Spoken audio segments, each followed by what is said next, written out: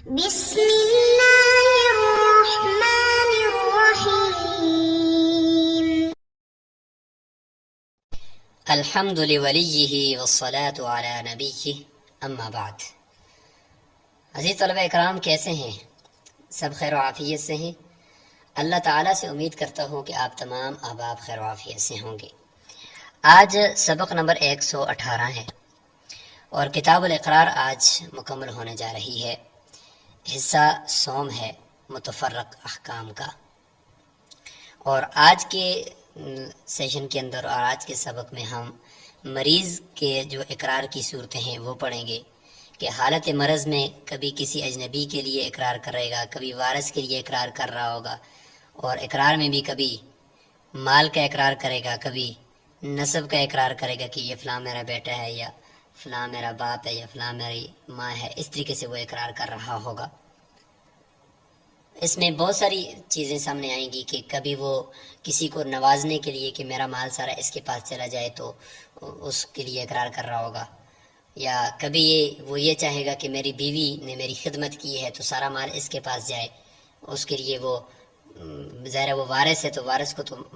مال اتنا زیادہ نہیں مل سکتا، اس کا جو حصہ ہے وہ ملے گا، تو اس لیے وہ اس کو کبھی طلاق دے دے گا اور طلاق دینے کے بعد اس کے لیے اقرار کر رہا ہوگا۔ تو اس طرح کی ساری صورتیں مریض کے اقرار کی آئیں گی، انشاءاللہ وہ آج ہم پڑھیں گے۔ پھر ایک قاعدہ ہم پڑھیں گے، تحمیل النسب علی الغیر،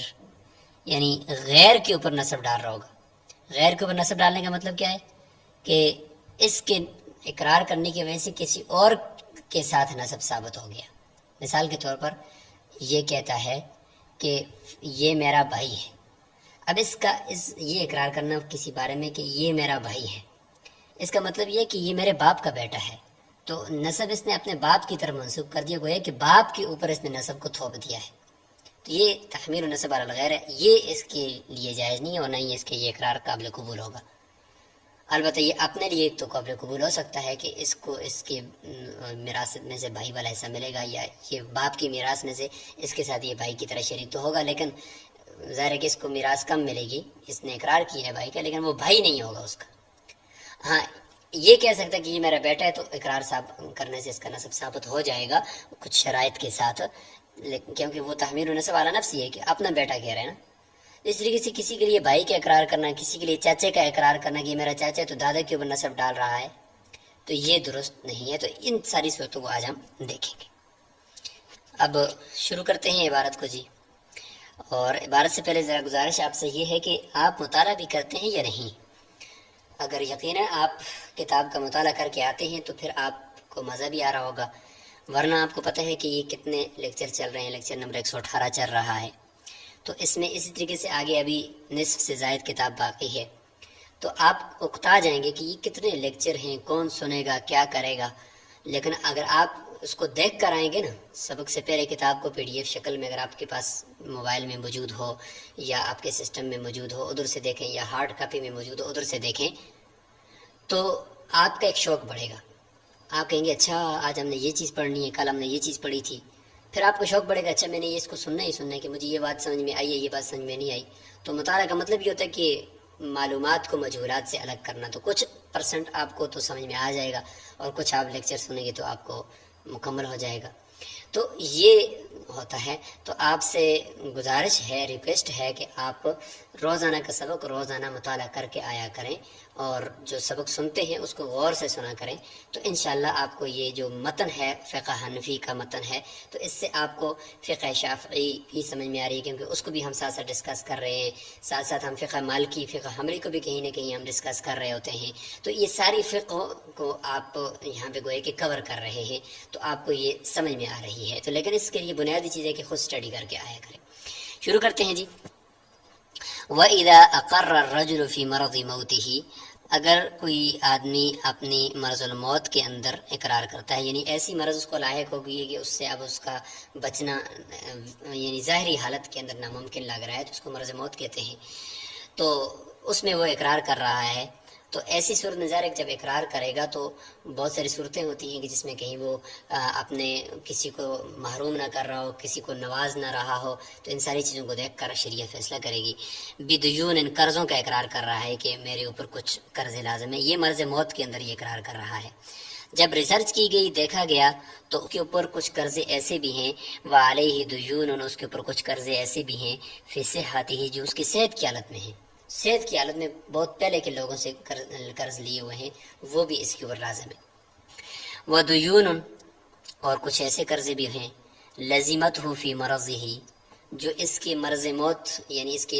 اس مرض کے دنوں میں بھی ڈاکٹری اخراجات کو پورا کرنے کے لیے بھی اس نے لیے ہیں،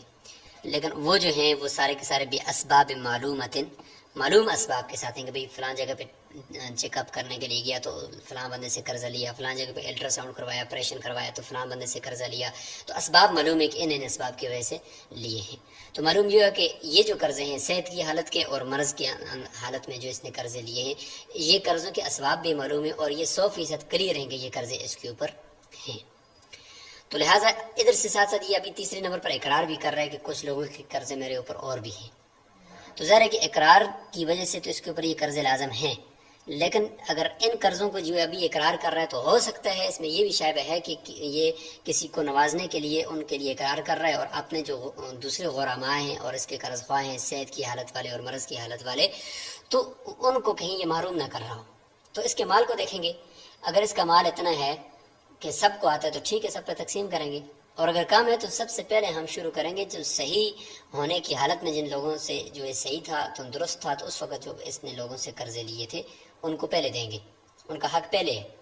اس کے بعد مرض کی حالت میں جن لوگوں سے قرضے لیے ان کا حق بھی پہلے، کیونکہ یہ بھی کلیئر ہیں ابھی لیے، اور جو بچ گیا وہ اس کے جو اقرار والے غرماء ہیں قرض خواہ ان کو دے دیں گے، اور اگر کچھ نہ بچا تو پھر دیکھ لیں گے کہ ورثاء اس کے اگر اس کو دیتے ہیں یا وہ لوگ خود اس کو معاف کرتے ہیں وہ دیکھا جائے گا، لیکن پہلے جو ہے یہ صحت کی حالت والے قرضوں کو ادا کیا جائے گا۔ فدین الصحتی، لہٰذا جو صحت والے قرضے ہیں، والدین، اور وہ قرضے المعروف بالاسباب جو مرض کی حالت میں اسباب معلومہ کے ساتھ ہیں، مقدمن، ان کو مقدم کیا جائے گا۔ فَإِذَا قُضِيَتْ، جب یہ ادا کر دیے گئے، وَفَضُلَ شَيْءٌ مِّنْهَا، اور مال میں سے کچھ بچ بھی گیا ہے اس کا، تو کانا، تو وہ مال دیا جائے گا یا وہ ہوگا فیما، ان قرضوں کے اندر، اقر به فی حال المرضی، جس کا اس نے اقرار کیا ہے مرض کی حالت میں۔ تو اس طریقے سے کر کے اس کو آپ نے سمجھنا ہے کہ یہ ترتیب رکھنی ہے تاکہ کوئی محروم نہ ہو۔ وَإِن لَمْ يَكُنْ عَلَيْهِ دُيُونٌ لَزِمَتْهُ فِي صِحَّتِهِ، اگر اس کے پاس دیکھیں کہ بھئی اس کے اوپر قرضے صحت کی تندرستی کی حالت کے اوپر کوئی قرضہ اس کے اوپر نہیں ہے اور مرض کی حالت میں بھی کوئی قرضہ نہیں ہے، صرف یہ ابھی جو اقرار کر رہا ہے یہ قرضہ ہے، تو بس پھر ظاہر ہے کہ انہی کو دیا جائے گا پہلے، اور اقرار جو ہوتا ہے ظاہر ہے کہ وہ پہلے ہوتا ہے اس نے جو جس کے لیے اقرار کیا ہے، اس کے بعد پھر آگے دوسری چیزیں اس کے مال میں سے دی جاتی ہیں۔ تو جاز اقرارہ، تو پھر یہ اس کا اقرار درست ہے۔ اور وکان المقر لہو اولا من الورثہ، لہٰذا جو مقر لہو جس کے لیے اس نے اقرار کیا ہے وہ وارثوں سے زیادہ اولا ہے، کیونکہ وہ قرض ہے، اور قرض جو ہوتا ہے وہ میراث تقسیم کرنے سے پہلے ہوتا ہے، ظاہر ہے کہ اس کا حق پہلے ہے، وصیت پہلے ہے، پھر جا کر وارثوں کا حصہ ہوتا ہے، تو لہٰذا یہ اولا ہوگا۔ وَإِقْرَارُ الْمَرِيضِ لِوَارِثِهِ بَاطِلٌ، مریض کا کسی اپنے وارث کے لیے اقرار کرنا باطل ہے۔ حدیث میں بھی آتا ہے کہ باطل ہے وارث کے لیے اقرار، کیونکہ وارث تو اس کی میراث میں سے حصہ پائے گا، اس کے لیے اقرار کرنے کی کیا ضرورت ہے، اس لیے فرمایا کہ جائز نہیں ہے۔ ہاں، ایک صورت میں پھر یہ درست ہو سکتا ہے کہ واقعی اگر کسی وارث کے اس کے اوپر کچھ قرضہ ہو اور دوسرے جو ورثاء ہیں وہ بھی تصدیق کرتے ہیں، کیونکہ ایسا نہ ہو کہ دوسرے ورثاء تصدیق نہ کر رہے ہوں تو یہ اقرار کرے تو دوسرے ورثاء محروم ہو گئے نا، یہ سارا اٹھا کر کسی ایک وارث کو دے رہا ہو سکتا ہے اس کے ساتھ محبت ہو، اس نے اس کی خدمت کی ہو، تو وہ سارا اس کو اٹھا کر دیتا، اس کے لیے اقرار کر رہا ہے، اس لیے دوسرے ورثاء کی تصدیق ضروری ہے۔ الا ان يصدقه فيه بقية الورثة، اللہ یہ کہ باقی ورثاء جو ہیں وہ اس کی تصدیق کر رہے ہوں کہ ہاں ٹھیک ہے، اس فلاں وارث نے اس کو اتنے روپے قرض دیے تھے اور یہ اس کے اوپر ہیں، تو سب نے چونکہ راضی ہو گئے ہیں تو لہٰذا یہ اقرار درست ہو جائے گا۔ ومن اقر لاجنبی فی مرض موتہ، کسی اجنبی آدمی کے لیے، اب دیکھیں یہاں پہ کچھ ہیلے بھی ہو سکتے ہیں، اس کو آپ کہہ سکتے ہیں کہ کسی کو نوازنے کے لیے یا کسی کو کچھ دینے کے لیے، تو پہلے وہ اجنبی ہے اور اس کے لیے وہ اقرار کر لیتا ہے کہ فلاں آدمی کے لیے کہ بھئی کیا اقرار کرتا ہے کہ فلاں آدمی کے میرے اوپر اتنے روپے لازم ہیں، یہ اس کے لیے اقرار کر دیا۔ اس کے بعد ثم قالا، پھر کہتا ہے ہوا بنی، یہ میرا بیٹا ہے، یعنی یہ چاہتا ہے کہ میں اس کو وراثت میں بھی اس کو حصہ ملنا چاہیے. تو پہلے اس نے اقرار کر دیا اور پھر اس کے بعد کہا کہ میرا بیٹا ہے. نسب کا اقرار کر دیا، پہلے مال کا اقرار پھر نسب کا اقرار. کہتے ہیں کہ ثبت نسبہ منہ، کیونکہ نسب بھی حوائج اصلیہ میں سے ہے نا. تو حوائج اصلیہ میں جتنا بھی وہ اقرار کرے تو وہ ٹھیک ہوتا ہے، کیونکہ کسی بھی انسان کی جو حاجت اصلیہ ہوتی ہے شریعت اس کا بڑا خیال رکھتی ہے. لہٰذا اقرار بھی نسب کا یہ حاجت اصلیہ میں سے کہ کسی آدمی کو کا نسب ثابت کرنے کے لیے شریعت بہت سنجیدہ ہے. وہ اس والے سے بڑی یعنی اس کا دو ٹوک موقف ہے کہ نسب فوراً ثابت کر دیا جائے. اس کی کچھ شرائط ہیں کہ اس طرح کا بیٹا جس کے لیے کہہ رہا ہے کہ میرا بیٹا ہے تو اس طرح کا اس کے لیے کوئی پیدا بھی ہوتا ہو نا، اسی کے یعنی بیٹے کی برابر بھی ہو کم از کم، اور اس کا کوئی نسب اور بھی کہیں پہ بھی اس لڑکے کا اس بچے کا کسی سے ثابت نہ ہو، وہ مجہول النسب ہو اور یہ کہتا ہے یہ میرا بیٹا ہے، تو شریعت کہتی ہے کہ یہ نسب ثابت ہو جائے گا. جب نسب ثابت ہو گیا بطل اقرارہ لہو، تو اس کا یہ جو پہلے اقرار کرنا تھا اس کے لیے تو وہ اقرار باطل ہو جائے گا. کیوں؟ اس لیے کہ نسب جو ہوتا ہے نا وہ پیچھے منسوب ہوتا ہے پیدائش سے. ظاہر ہے کہ یہ لڑکا اگر 17 سال کا 18 سال کا ہے 20 سال کا ہے تو اس کے کہہ رہے کہ میرا بیٹا، تو ابھی سے تو بیٹا نہیں بنانا، ابھی تو پیدا نہیں ہوا نا، بلکہ یہ 20 سال پہلے پیدا ہوا ہے. لہٰذا ہم یہ سمجھیں گے کہ اس نے جو اقرار کیا ہے پہلے مال کا اس کے لیے تو گویا کہ بیٹے ہونے کی حالت میں ہی کیا ہے، اور اب جا کر ظاہر کر رہا ہے کہ میرا بیٹا، تو لہٰذا وارث کے لیے اقرار اس نے کیا ہے، لہٰذا وہ پہلے والا اقرار باطل کہ وارث کے لیے اقرار کرنا باطل ہے. اس لیے ہم کہیں گے کہ یہاں پہ اقرار باطل ہو گیا، بیٹا اس کا ہے اور میراث پائیں گے اس سے. وَلَوْ أَقَرَّ لِأَجْنَبِيَّةٍ، اسی کے برعکس ایک مسئلہ بتا رہے ہیں آپ کو. یہ ہوتا ہے جمع اور فرق، فقہ کے ایک اصول میں سے جمع اور فرق، یعنی دو مسئلوں کو جمع کرے گا حکم الگ الگ ہوگا. کسی اجنبی عورت کے لیے اقرار کرتا ہے کہ فلاں عورت کے میرے اوپر اتنے لاکھ روپیہ ہیں، ثم تزوجها، پھر اس کے ساتھ شادی کر لیتا ہے اور بیوی بنا لیتا ہے، تو کیا وہ پہلے والا اقرار باطل ہوگا؟ کہتے کہ لم یبطل اقرارہ، اس کا وہ پہلے والا اقرار باطل نہیں ہوگا. پہلے والے اقرار کی صورت میں جتنا بھی پیسے اس عورت کے لیے اس نے کیے تھے وہ سارے کے سارے اس پر لازم ہوں گے. کیوں؟ یہاں پہ وہ نسب والا مسئلہ نہیں ہے کہ جس وقت وہ اقرار کر رہا تھا تو اس وقت واقعی اس کی بیوی نہیں تھی، اجنبی تھی، اور اب جب اقرار اس کے لیے بیوی ہونے کا کیا تو یا اس کے ساتھ نکاح کر لیا تو اب سے بیوی ہوئی ہے، پہلے سے تو نہیں ہوئی. تو لہٰذا ایسا تو نہیں ہوگا کہ یہ پیدائش سے اس کی بیوی ہے، نہیں، بلکہ ابھی نکاح ہوا ہے تو بیوی بنی ہے، تو منسوب نہیں ہوگا یہ نکاح پیچھے کی طرف. لہٰذا جس وقت اقرار کرا تھا وہ اس وقت اجنبی تھی، اور اجنبی کے لیے اقرار کرنا درست ہے. آگے چلتے ہیں. وَمَنْ طَلَّقَ امْرَأَتَهُ فِي مَرَضِ مَوْتِهِ ثَلَاثًا، کوئی آدمی اپنی بیوی کو نوازنا چاہ رہا تھا، اس طریقے سے ہی سمجھ میں آ رہا ہے، تو مرض موت میں اس نے کہا کہ یہ اب میں تو ویسے بھی چلا جاؤں گا تو اس کو حصے میں مال شاید کم آ جائے، تو ایسا کرتا ہوں کہ اس کو میں طلاق دے دیتا ہوں. تو تھوڑی سی تہمت تو یہاں پہ پائی جاتی ہے نا، بلکہ زیادہ پائی جاتی ہے کہ واضح سمجھ میں آ رہا ہے کہ اس حالت میں طلاق دینے کا کیا مطلب ہے. تو 3 طلاقیں دے کر بالکل اپنے آپ سے جدا کر رہا ہے، اور جدا کرنے کے بعد چونکہ وہ اجنبی ہو گئی ہے اب اس کے لیے لاکھوں روپیوں کا اقرار کر رہا ہے کہ میرے مال میں سے اتنے روپے میرے اس اجنبی عورت کے اوپر کہ میرے اوپر لازم ہے. تو اس کا مطلب یہ ہے کہ سارے اس کو دینا چاہتے ہیں اور ورثاء کو محروم کرنا چاہتے ہیں. تو یہ یہاں پہ ایک تہمت پائی جاتی ہے. تو بیوی کو 3 طلاقیں دے دیں، ثم اقر لها بدین، پھر اس کے لیے دین کا اقرار کر لیا، تاکہ اجنبی عورت کے لیے اقرار درست اور وارث کے لیے اقرار درست نہیں تھا تو اس نے یہ کیا. ومات، اور فوت ہو گیا. ظاہر ہے کہ اب اگر یہ عورت بیوی ہوتی تو اس کو میراث ملتی، اور اب اجنبی ہے تو اس کو اقرار کی جتنی کی ہوئی رقم ملتی جتنا اقرار کیا ہے. تو اب یہاں پہ تہمت تو زیادہ، اس کے بچنے کے لیے شریعت یہ کہے گی کہ دیکھو اس کو اگر یہ بیوی ہوتی تو اس کو کتنا ملتا، اور ابھی جب اس نے طلاق دینے کے بعد اس کے لیے اقرار کیا ہے تو اس حالت میں اس کو کتنا مل رہا ہے. تو دونوں صورتوں میں جس صورت میں کم مل رہا ہو بس وہ دے دیں گے، تاکہ تہمت سے بھی بچ جائیں کہ جو یہ کہنا چاہتا تھا اس طریقے سے عمل نہ ہو جائے منوان، بلکہ جتنا کم ہو وہ دے دیں گے. لہٰذا اگر وراثت کی صورت میں زیادہ مل رہا ہے اور اقرار جو اس نے کیا وہ کم کیا ہے تو وہ اقرار ہی لازم ہو جائے گا، اور اگر اقرار کی صورت میں زیادہ مل رہا ہے اور جو وراثت میں ایسا ہے وہ کم ملے تو صرف وراثت ملے گی. تو فرماتے ہیں کہ فَلَهَا الْأَقَلُّ مِنَ الدَّيْنِ وَمِن مِّيرَاثِهَا مِنْهُ، اس عورت کے لیے ہوگا لازم، یعنی اس عورت کو ملے گا من الدین، دین میں سے جو جس کا اقرار کیا ہے، اور اس کی میراث میں سے جو اقل ہے کم ہے وہ دیں گے. نسب ہی کا اقرار چل رہا ہے. نسب کے اقرار میں وہ جس طریقے سے ہم نے کہا کہ تحمیل النسب علی الغیر تو جائز نہیں ہے، تحمیل النسب علی نفس ہی جائز ہے۔ اسی صورت میں اگر دیکھیں کہ ومن اقر بغلام، کوئی آدمی ایک لڑکے کے بارے میں اقرار کر رہا ہے، یعنی نسب کا اقرار ہے، یہاں پہ مال کا اقرار نہیں، ابھی تک تو مال کا اقرار تھا پہلے، اور مال اور نسب دونوں کا اقرار تھا، اور اب یہاں پہ صرف نسب کا اقرار کر رہا ہے، تو اسی کے ضمن میں پھر مال لازم ہوگا یا نہیں ہوگا وراثت کی صورت میں، تو وہ آئے گا۔ نسب کا اقرار کر رہا ہے کہ ایک لڑکے کے بارے میں، اور لڑکا ایسا ہے کہ یولد مثلہ لمثلہ، کہ اس جیسا لڑکا اس جیسے آدمی کا بیٹا بن سکتا ہے، اس جیسے آدمی کے لیے وہ پیدا ہو سکتا ہے، تو یعنی عمر میں اس طریقے سے ہے کہ اس کا بیٹا بن سکتا ہے۔ اور دوسری شرط یہ ہے، ایک شرط تو یہ ہے، اور دوسری شرط یہ کہ ولیس لہ نسب معروف، اس لڑکے کا بھی کوئی معروف نسب نہ ہو، کوئی پتہ نہیں کہ اس کا باپ کون ہے۔ کیا کیا؟ اقرہ کا مفعول یہ ہے انہ ابنہ، یہ اقرار کیا کہ یہ اس کا بیٹا ہے، یعنی یہ میرا بیٹا ہے۔ وصدقہ الغلام، اور تیسری شرط یہ بھی ہے کہ غلام بھی اس کی تصدیق کر رہا ہے، یعنی غلام کا معنی یہاں پہ لڑکا ہے، اچھا وہ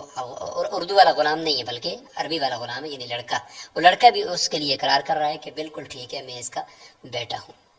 تو کہتے ہیں کہ ثبت نسبہ منہ، تو لہذا نسب اس سے ثابت ہو جائے گا، اور اگرچہ یہ مریض ہے، وَإِنْ كَانَ مَرِيضًا، اگرچہ یہ مریض ہے اور مرض موت کی حالت میں ہے، لیکن یہاں پہ چونکہ نسب کی ساری شرائط پائی جا رہی ہیں تو نسب ثابت ہو جائے گا۔ وَيُشَارِكُ الْوَرَثَةَ فِي الْمِيرَاثِ، یہ لڑکا جو ہے یہ میراث میں ورثہ کے ساتھ شریک ہو جائے گا۔ آگے وہی تحمیل نسب علی الغیر کی تفصیل ہو رہی ہے کہ وَيَجُوزُ اقرار الرجل، آدمی کا اقرار کرنا نسب کا جائز ہے، کس چیز میں؟ والدین کا، بالوالدین، والدین کا اقرار کرنا جائز ہے کہ یہ میرا باپ ہے یا یہ میری ماں ہے، اس طریقے سے اقرار کرنا جائز ہے۔ کیوں؟ اس لیے کہ یہاں پہ کیا کہہ رہے ہیں کہ میں ان کا بیٹا ہوں، تو یہ ٹھیک ہے، اپنے لیے والدین کا اقرار کر رہا ہے۔ والزوجتی، اور کسی کے بارے میں یہ کہ لڑکی کے بارے میں یہ میری بیوی ہے، یہ اقرار بھی درست ہے۔ والولد، اور بیٹے کے بارے میں کہ یہ میرا بیٹا ہے، اس میں بھی تحمیل نسب علی الغیر تو نہیں ہے، کسی کو اور نسب کو تو نہیں ڈالنا، تو یہ بھی درست ہے۔ والمولا، کسی کے بارے میں یہ کہنا کہ یہ میرا مولا ہے، میں اس کا غلام ہوں، یہ بھی ٹھیک ہے، اس میں بھی نسب کی کوئی بات نہیں ہے۔ اور عورت کے اندر بھی دیکھیں وَيُقْبَلُ اقرار المرأة، عورت کا بھی اقرار قبول کیا جائے گا بالوالدین، والدین کے بارے میں کہ یہ میرا باپ ہے یا یہ میری ماں ہے، یہ بھی درست ہے، کیونکہ یہ والدین سے متعلق جو اقرار ہے کہ یہ میرے والدین ہیں، تو اس میں اپنے اوپر ایک چیز کو لازم کر رہا ہے کہ میں فلاں کا بیٹا ہوں، تو اس میں تحمیل و نسب علی الغیر نہیں پایا جاتا۔ والزوجی، اور کسی کے بارے میں یہ اقرار کرنا کہ یہ میرا شوہر ہے، یہ بھی درست ہے۔ والمولا، اور عورت کا یہ اقرار کرنا کہ یہ میرا مولا ہے، میں اس کی غلام ہوں یا باندی ہوں، یہ بھی درست ہے۔ ولا يقبل اقرارها بالولد، لیکن عورت کا یہاں پہ بیٹے کا اقرار کرنا درست نہیں ہے کہ یہ فلاں میرا بیٹا ہے، یہ اقرار کرنا درست نہیں ہے۔ کیوں؟ اس میں تحمیل النسب علی الغیر پایا جا رہا ہے، یعنی یہ میرا بیٹا ہے، اس کا مطلب یہ ہے کہ یہ میرے شوہر سے ہے، تو یہ شوہر کے اوپر نسب کو اس نے ڈال دیا ہے، تو تحمیل النسب علی الغیر ہے جو کہ جائز نہیں ہے۔ ہاں، اس صورت میں دو صورتیں اگر ایسی پائی جائیں کہ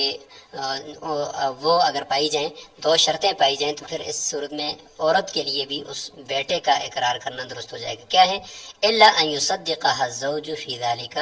کہ وہ شوہر اس کی تصدیق کر لیتا ہے اس اقرار کے اندر کہ ہاں یہ بالکل ٹھیک کہہ رہی ہے کہ یہ میرا بیٹا ہے۔ او تشہدہ، یا یہ ہے کہ گواہی دے دے بولادتها قابلۃ، جو لیڈی ڈاکٹر ہے یا دائی ہے جو اس بچے کی ولادت کے وقت حاضر تھی وہاں پر، وہ گواہی دے دے کہ یہ واقعی اسی عورت سے پیدا ہوا ہے اور اسی کا بیٹا ہے، تو اس صورت میں پھر یہ ہے کہ دونوں صورتوں میں بیٹے کا اقرار عورت کی طرف سے ہو جائے گا، ورنہ بیٹے کا اقرار عورت نہیں کر سکتی کیونکہ اس میں تحمیل النسب علی الغیر ہے۔ ومن اقر بنسب من غیر الوالدین، والدین کے علاوہ کسی اور نسب کا اقرار کر رہا ہے، مطلب یہ ہے کہ مثال کے طور پر یہ ہے کہ کوئی کہتا ہے کہ یہ میرا بھائی ہے یا یہ میرا چاچا ہے، یعنی والدین اور والولدی، ولدو نہیں ہے بلکہ ولدی ہے، کہ بیٹے اور والدین کا اقرار کہ یہ میرا بیٹا ہے یا یہ میرا باپ ہے، یہ تو اقرار تو ہو گیا۔ اس کے علاوہ کوئی اقرار کرتا ہے جس میں یہ کہتا ہے کہ یہ میرا بھائی ہے یا یہ میرا چاچا ہے، اس کا اقرار اگر وہ کرتا ہے تو اس کا مطلب یہ کہ تحمیل النسب علی الغیر ہو گیا ہے، کہ بھائی کا مطلب یہ کہ یہ میرے باپ کا بیٹا ہے، تو باپ کے اوپر نسب کی ذمہ داری اس نے ڈال دی ہے، تو باپ قبول کرے گا تو تب یہ اس کا بھائی بنے گا نا، اگر باپ قبول ہی نہیں کرتا تو یہ اس کا بھائی کیسے ہوگا؟ تو یہ اقرار اس کا درست نہیں ہے۔ اس طریقے سے کسی کے بارے میں یہ کہنا کہ یہ میرا چاچا ہے، تو یہ بھی اقرار یہ نسب کا یہ اپنے دادا کے لیے ہو گیا، تو دادا اگر ہے زندہ اور وہ اس کی تصدیق کرتا ہے تو اس کا چاچا ہے، اگر وہ کہتا ہے کہ یہ میرا بیٹا ہے ہی نہیں ہے تو اس کا یہ اقرار کرنا کہ یہ میرا چاچا ہے یہ درست نہیں ہوگا۔ لم يقبل اقرارہ بالنسبی، تو اس کا نسب کا اقرار کرنا یہ قبول نہیں کیا جائے گا۔ اچھا اب دیکھیں گے کہ اس نے اقرار تو کر لیا، تو المرء یؤخذ باقرارہ ہی ہے، ایک مرد کو اس کے اپنے اقرار کے اندر مواخذہ اس کا کیا جاتا ہے، تو نسب تو ثابت نہیں ہوگا لیکن اس نے اقرار تو بہرحال بھائی کا اور چاچا ہونے کا کر لیا ہے۔ تو دیکھتے ہیں کہ فإن كان له وارث، اگر اس کے لیے کوئی وارث معروف ہے، یعنی اس اقرار کرنے والے کے لیے چاہے وہ قریب کا ہو یا بعید کا ہو، اگر کوئی وارث ہے تو فهو اولى بالمیراث من المقر له، تو پھر اس کو اس کی میراث مل جائے گی، وہ زیادہ اولا ہے اس مقر له، یعنی جس کے لیے بھائی یا چاچا ہونے کا اقرار کیا اس سے زیادہ اولا ہے۔ فإن لم يكن له وارث، اور اگر کوئی بھی وارث اس کا نہیں ہے، اقرار کرنے والے مقر کا کوئی بھی وارث نہیں ہے، تو پھر استحق المقر له میراثه، تو مقر له جس کے لیے یہ اقرار بھائی اور چاچا ہونے کا کر رہا ہے تو وہ پھر اس کی میراث کا مستحق ہوگا، کیونکہ المرء یؤخذ باقرارہ کے قاعدے کے تحت اس کا یہ وارث ضرور بنے گا، اگرچہ اس کا حقیقت میں بھائی اور چاچا نہیں ہوگا لیکن اقرار کی وجہ سے اس کی میراث پائے گا۔ ومن مات ابوہ، اگر کسی کا باپ فوت ہو گیا ہے، فاقر باخ، پھر وہ کسی کے بارے میں کہتا ہے کہ یہ میرا بھائی ہے۔ یہاں پہ یاد رکھیں کہ اوپر جو اقرار ہو رہا تھا مثل الاخی، یہ اقرار کرنے والا کون تھا؟ یہ وہ تھا جو مورث تھا، یعنی جس نے فوت ہونا ہے اور اس کے بعد پھر یہ ہے کہ اس کی آگے میراث چلے گی، تو یہ مورث جو ہے وہ اقرار کر رہا تھا کہ فلاں میرا بھائی ہے یہ فلاں، تو ہم یہ نہیں کہا کہ بھئی اس کی جو میراث ہے وہ اس کو ملے گی۔ یہاں پہ جو اقرار ہو رہا ہے یہ الگ مسئلہ ہے کہ یہاں پہ وارث اقرار کر رہا ہے کہ یہ فلاں میرا بھائی ہے، تو مورث کا اقرار اوپر تھا اور یہاں وارث کا اقرار ہے۔ وارث اقرار کرتا ہے کہ میرا بھائی ہے،